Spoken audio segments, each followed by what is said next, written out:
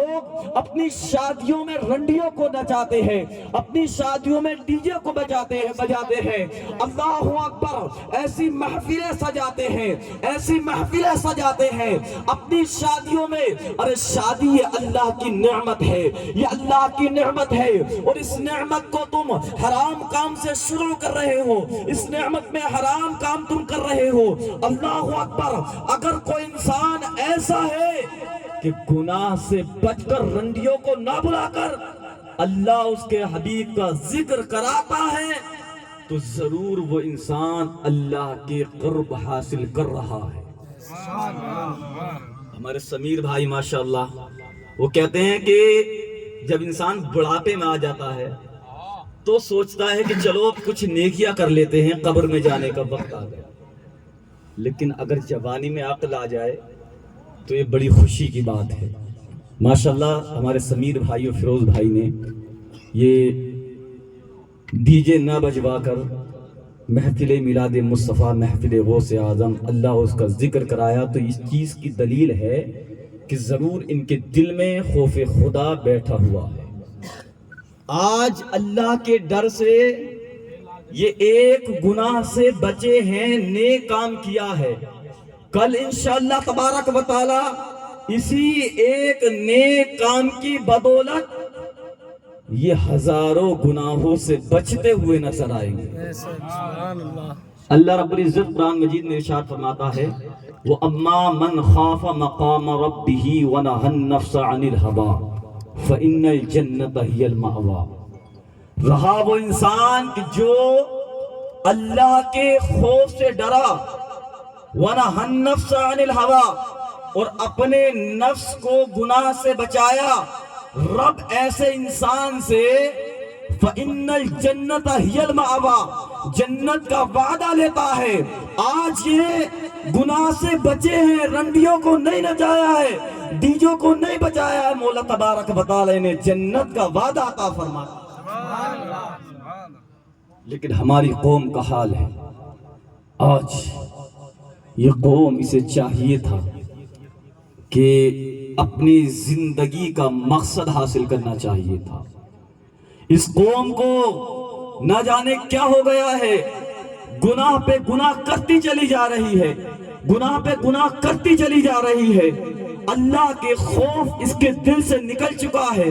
یہ قوم اللہ سے نہیں ڈر رہی ہے، نہ جاننے کہاں سے اپنے جسم میں اتنی طاقت لاتے ہیں، اپنے جسم میں کتنا بھروسہ کرتے ہیں، ان ہڈیوں میں کتنا بھروسہ کرتے ہیں، اس جسم پر کتنا بھروسہ کرتے ہیں کہ رب کہتا ہے نماز پڑھو، یہ انسان نماز کو چھوڑتا ہے، رب کہتا ہے زنا سے بچو، یہ انسان زنا کرتا ہے، رب کہتا ہے شراب سے بچو، یہ انسان شراب پیتا ہے، رب کہتا ہے فحش کاموں سے بچو، یہ انسان جو ہے فحش کام کرتا ہے۔ اللہ اکبر، رب کہتا ہے نماز پڑھنے کے لیے آؤ، لیکن نماز کے وقت کو یہ انسان زنا کے اڈوں پر برباد کرتا ہے۔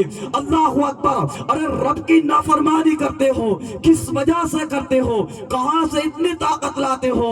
بروز قیامت جب رب کے سامنے کھڑے ہوگے تو تم رب کہے گا بتاؤ تم سے میں نے منع کیا تھا نماز کو ترک نہ کرنا، لیکن نماز کو کیوں ترک کیا؟ میں نے تم سے کہا تھا کہ ڈی جے نہ بجانا، کیوں ڈی جے کو بجایا؟ میں نے تم سے کہا تھا کہ شادیوں میں رنڈی نہ نچانا، تو تم نے کیوں ان ناپاک عورتوں کو اپنے گھروں میں گھسایا؟ اللہ اکبر، اس وقت تم کیا جواب دو گے رب کی بارگاہ میں؟ تمہاری عادت گناہ کرنے کی پڑ چکی ہے، اور یہ جو ڈی جے بجانے کا گناہ ہے، رنڈی کو نچانے کا گناہ ہے، یہ جو گھر میں ڈانس کرانے کا گناہ ہے، یہ کوئی چھوٹا موٹا گناہ نہیں ہے۔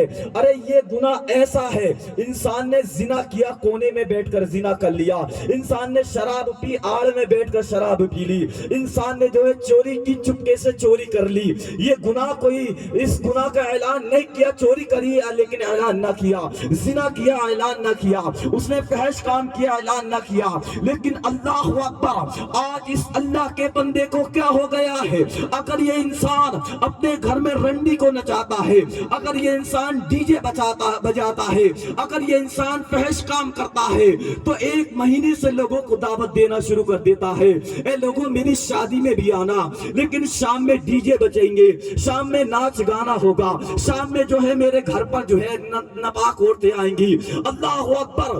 یہ جو گناہ کر رہا ہے یہ چپکے سے نہیں، یہ آہستہ نہیں، بلکہ یہ جو ہے شرعام گناہ کر رہا ہے، اعلان کر کر کے گناہ کر رہا ہے، اعلان کر کر کے گناہ کر رہا ہے، لوگوں کو گناہ کی جانب جو ہے یہ آواز دے کر کے گناہ کر رہا ہے۔ ارے پچھلی قوموں کو اٹھا کر دیکھو، قوم سمود پر جو عذاب نازل ہوا وہ کیوں عذاب نازل ہوا؟ اس لیے کہ انہوں نے گناہ کا اعلان کیا تھا۔ قوم ہود پر جو عذاب نازل ہوا وہ کیوں عذاب نازل ہوا؟ اس لیے کہ انہوں نے اپنی زندگی میں گناہ کا اعلان کیا تھا۔ اے میرے بھائیوں سنو، قوم فرعون پہ جو عذاب نازل ہوا وہ کیوں عذاب نازل ہوا؟ اس لیے کہ انہوں نے گناہ کا اعلان کیا تھا، انہوں نے گناہ اعلان کر کر کے کیے تھے۔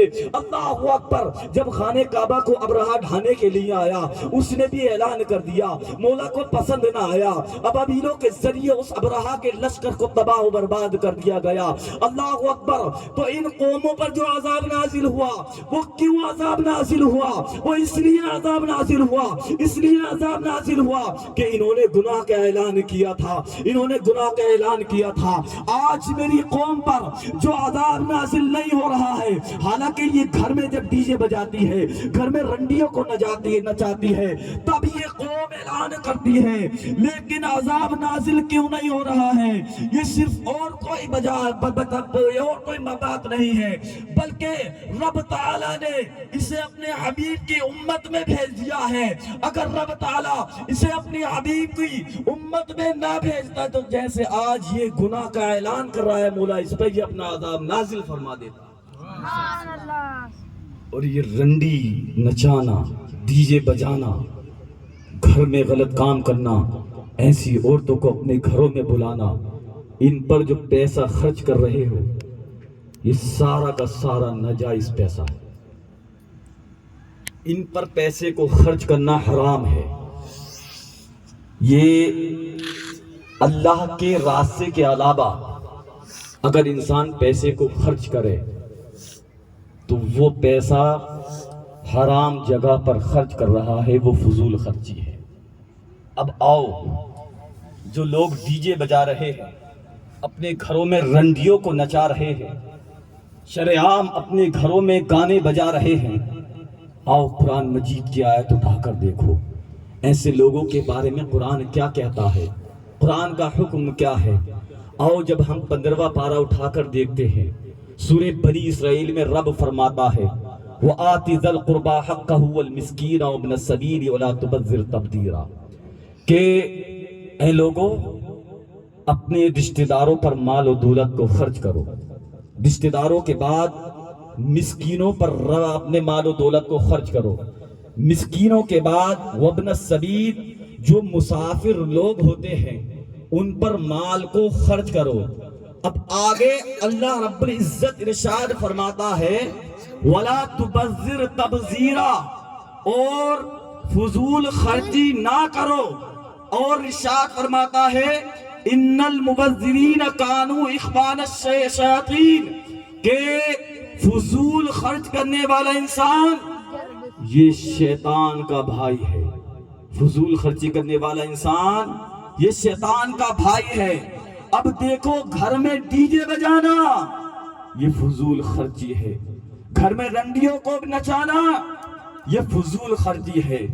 تو اب یہ مومن نہیں ہے، یہ نبی کے راستے پر نہیں چل رہا ہے، اخوان الشیطان شیاطین، یہ شیطانوں کے راستے پر چل رہا ہے، یہ شیطان کا بھائی ہے۔ اور رب سورہ نور میں ارشاد فرماتا ہے یا ایھا الذین آمنوا لا تتبعوا خطوات الشیطان، اے ایمان والو شیطان کے نقش قدم کی اتباع نہ کرو۔ یا ایھا الذین آمنوا لا تتبعوا خطوات الشیطان ان الشیطان کان، یا ایھا الذین آمنوا لا تتبعوا خطوات الشیطان، رب کہتا ہے کہ شیطان کے نقش قدم پر نہ چلو۔ ومن یتبع خطوات الشیطان، اور جو انسان شیطان کے نقش قدم پر چلتا ہے فَإِنَّهُ يَأْمُرُ بِالْفَحْشَاءِ وَالْمُنکَرِ، تو شیطان ایسے انسان کو فحش باتوں کا اور برے کام کا حکم دیتا ہے، اب شیطان کے نقشے پر جو چل رہے ہو، ڈی جے بجا کر، گھر میں رنڈیوں کو نچا کر، گھر میں گانے بجا کر، یہ جو تم شیطان کے راستے کو اختیار کر رہے ہو، یہ اللہ کا راستہ نہیں ہے، یہ شیطان کا راستہ ہے۔ سمجھ لو شیطان انسان کو جہنم کی جانب لے جانے کی کوشش کرتا ہے۔ تو اے میرے بھائیوں، گھر میں ڈی جے بجانا بند کر دو، ان رنڈیوں کو نچانا بند کر دو۔ آج جیسے فیروز بھائی نے اس شادی کے موقع پر محفل کو سجایا ہے، تم بھی ان رنڈیوں کے گھر راستے کو بند کر کے ایسی محفلیں سجا کر کے اللہ اور اس کے حبیب کے ذکر کو عام کرنا شروع کر۔ لیکن آج ہماری قوم سمجھ ہی نہیں رہی ہے۔ جشن غوث البرا ہے، ایک واقعے کے تحت میں آپ کو سمجھاتا ہوا چلتا ہوں اور اپنی بات کو اختتام اسی واقعے کے بعد انشاءاللہ تبارک و تعالیٰ کر دوں گا۔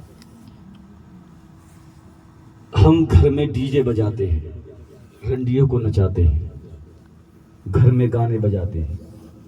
کبھی ہم نے سوچا کہ ہم کس کا راستہ اختیار کر رہے ہیں؟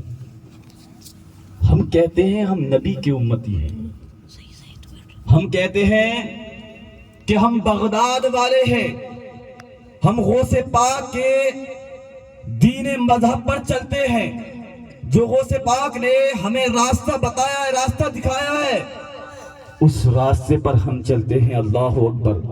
کہ بغداد ہونا والا اس چیز کا نام ہے، کہ غوث اعظم کی نسبت اس چیز کا نام ہے کہ تم اپنے گھر میں گانوں کو عام کرو۔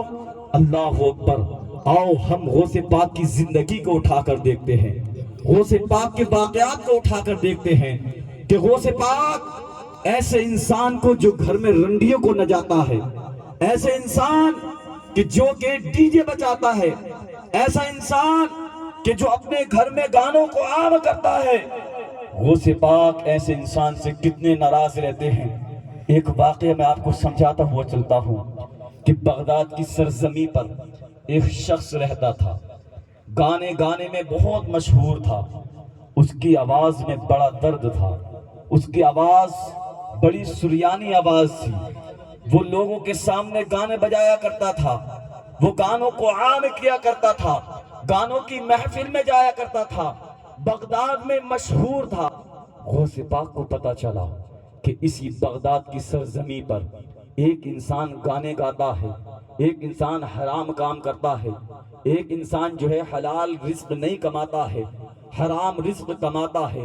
حضور غوث پاک کی بارگاہ میں جب کچھ خادموں نے یہ عرض کیا کہ اے غوث پاک دیکھو وہ کیا کر رہا ہے، حضور غوث پاک اسی وقت اٹھے، اٹھنے کے بعد اس انسان کے گھر پہنچ گئے، کہا اے میرے خادم ذرا یہ بتا تو گانے کیوں گاتا ہے، کیوں تو لوگوں کو اپنی طرف مائل کرتا ہے، کیوں گانوں کو عام کر رہا ہے؟ ارے گانوں کو گانے کے بعد تو حرام کام کو کرتا ہے، حرام پیسہ اپنی اولاد کو کھلاتا ہے، تجھے چاہیے کہ تو اللہ کا بندہ ہے، حرام کام سے بچنا ضروری ہے، گانوں سے بچنا ضروری ہے، تجھے چاہیے کہ تو نبی کا امتی ہے، تو گناہوں سے توبہ کرنا تیرے لیے لازم و ضروری ہے۔ لیکن اس کے دماغ پر بھوت چڑھا ہوا تھا، اس نے کہا اے غوث پاک میں تمہیں جانتا ہوں، ضرور تم میرے پیسے سے جل رہے ہو، میری قوت سے جل رہے ہو، میری شہرت سے جل رہے ہو، میں جو پیسہ کماتا ہوں لوگ مجھے عزت دیتے ہیں اس سے تم جل رہے ہو، تمہیں جلن محسوس ہو رہی ہے۔ لیکن غوث پاک کے الفاظ تھے، حضور غوث پاک نے کہا اللہ اکبر، مجھے تیرے پیسے سے غرض نہیں ہے، مجھے تیرے مال و دولت سے غرض نہیں ہے، مجھے تیری شان و قوت سے غرض نہیں ہے، مجھے تیری عزت سے غرض نہیں ہے، مجھے تو یہ غرض ہے کہ اگر آج تو گانے بجاتا ہے، آج تو لوگوں کے سامنے گانوں کو گاتا ہے، آج تو حرام کام کرتا ہے، حرام کمائی کماتا ہے، اللہ اکبر، اگر توبہ کرنے سے پہلے مر گیا تو تیرا جو ہے گناہوں کی بخشش کیسے ہوگی؟ تو جنت میں کیسا ہوگا، کیسے جائے گا؟ تو نبی کو کیا چہرہ دکھائے گا؟ تو خدا کو کیا چہرہ دکھائے گا؟ اللہ اکبر! لیکن وہ نہ مانا، وہ گناہ کرتا رہا،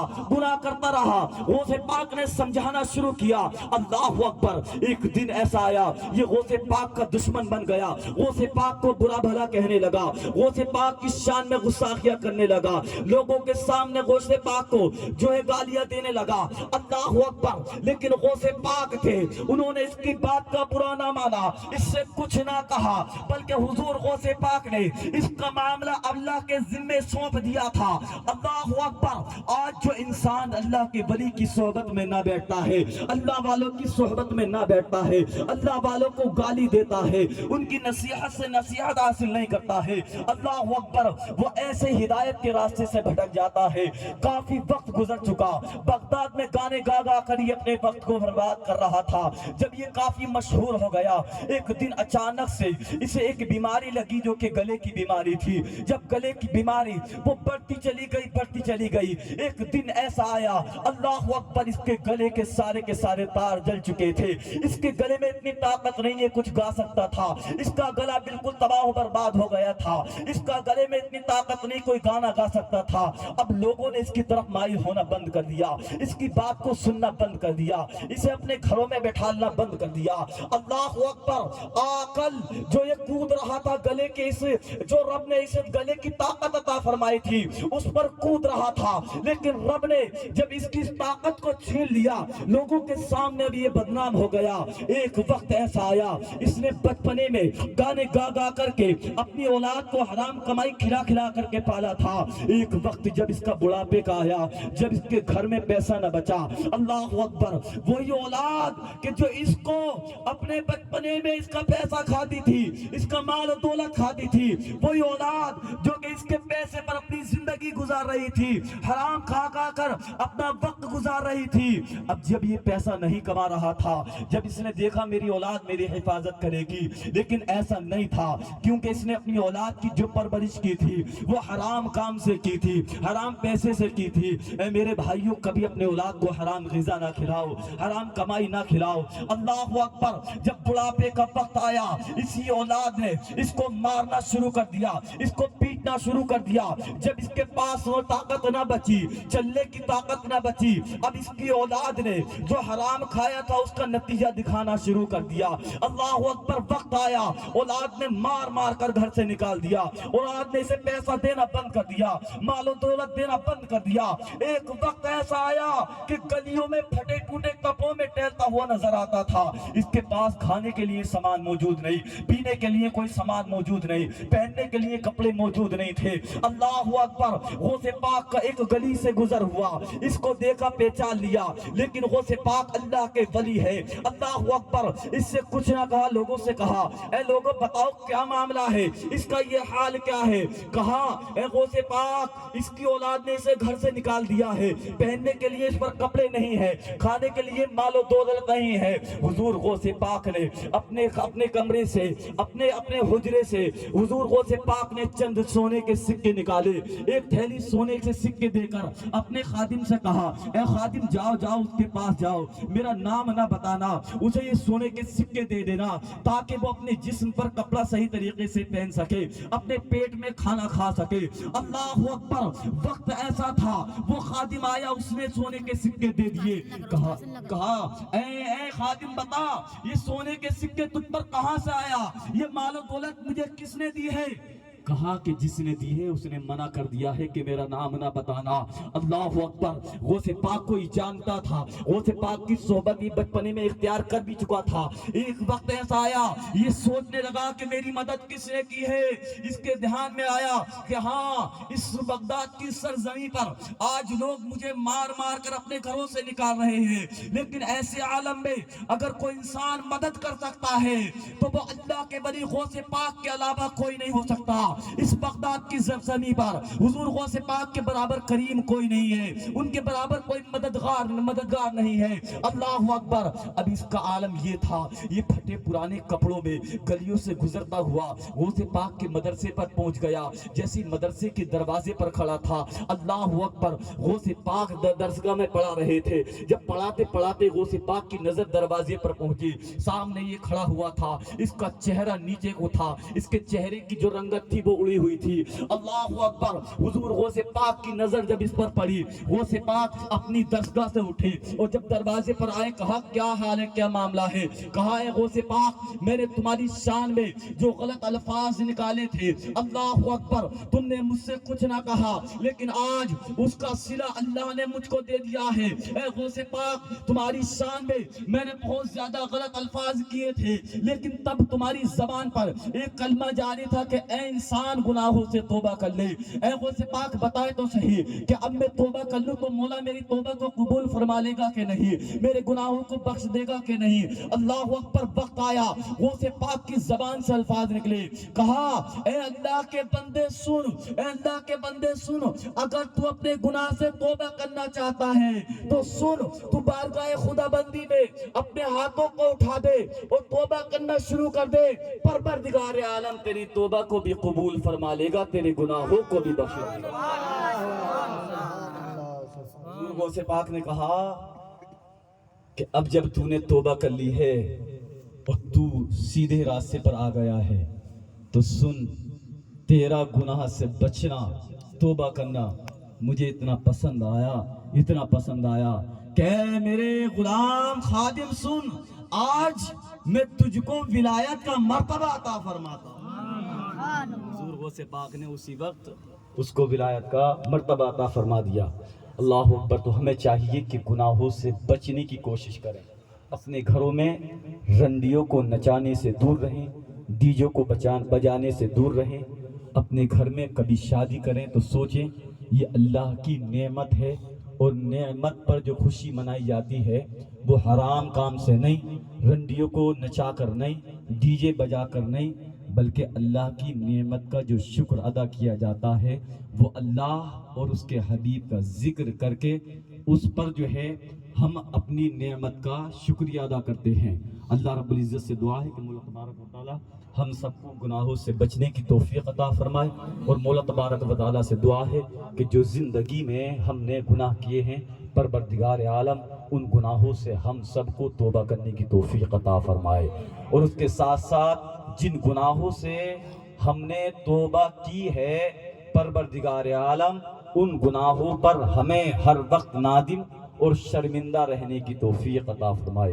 آمین. وآخر دعوانا الحمدللہ رب العالمین. میرے ساتھ مل کر کلمہ طیبہ پڑھ لیجئے, لا الہ الا اللہ محمد.